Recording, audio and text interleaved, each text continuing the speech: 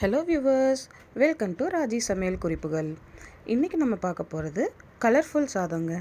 அது என்ன கலர்ஃபுல் சாதம் அப்படின்னா, நிறையா காய்கறிகள் போட்டு செய்கிற சாதம் தாங்க கலர்ஃபுல் சாதம். அதுக்கு என்னென்ன தேவைன்னா, அரிசி 1 கப், துவரம்பருப்பு 1/2 கப், வெங்காயம் 1, தக்காளி 2, வெண்டைக்காய், கத்திரிக்காய், கொத்தவரங்காய், பீன்ஸ், கேரட், அவரைக்காய், கோவக்காய், முள்ளங்கி இது எல்லாமே சேர்த்து ஒரு 1/4 கிலோவுக்கு வாங்கிக்கோங்க. பசலைக்கீரை 1/2 கப், எண்ணெய் 2 டீஸ்பூன், பட்டை 1, லவங்கம் 1, சோம்பு சிறிதளவு, ஏலக்காய் 1, தனியாத்தூள் 1/2 டீஸ்பூன், மஞ்சத்தூள் 1/4 டீஸ்பூன், உப்பு தேவையான அளவுங்க.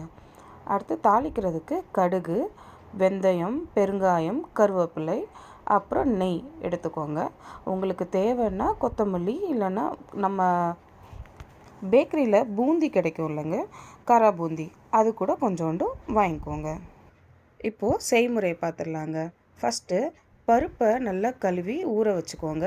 காய்கறியை சின்ன சின்னதாக நறுக்கி வச்சுக்கோங்க. வெங்காயத்தை நீள நீளமாக கட் பண்ணி வச்சுக்கோங்க. தக்காளியை பொடி பொடியாக நறுக்கி வச்சுக்கோங்க. கடாயில் எண்ணெய் ஊற்றி அது காஞ்சதும் அது மசாலா பொருட்கள், அதுக்கப்புறம் நம்ம கருவேப்பிலை வச்சுருக்கோம் இல்லையா, அதையும் சேர்த்து பொரிய விடுங்க. அதுக்கப்புறம் வெங்காயத்தை சேர்த்து வதக்க ஆரம்பிங்க. அப்புறம் ஒரு 2 நிமிஷத்துக்கு அப்புறம் அந்த காய்கறிகள்லாம் இருக்குது இல்லையா, அது எல்லாத்தையும் சேர்த்து ஒரு 5 நிமிஷம் வதக்கிக்கிட்டே இருங்க. அது நல்லா வதங்கினதுக்கப்புறமா தக்காளி இருக்கு இல்லையா, அதையும் சேர்த்து அதோடு சேர்த்து நம்ம மேலே தனியாத்தூள், மஞ்சத்தூள்,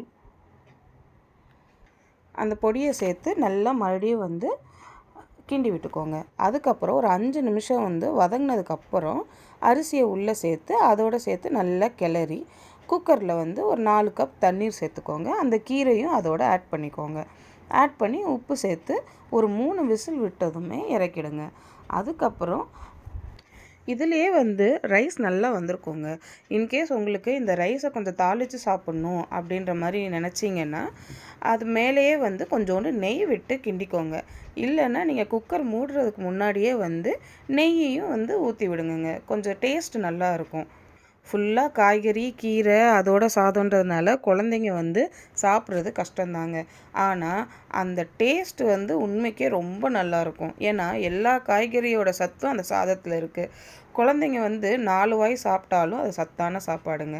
கொடுத்து பாருங்கள், கண்டிப்பாக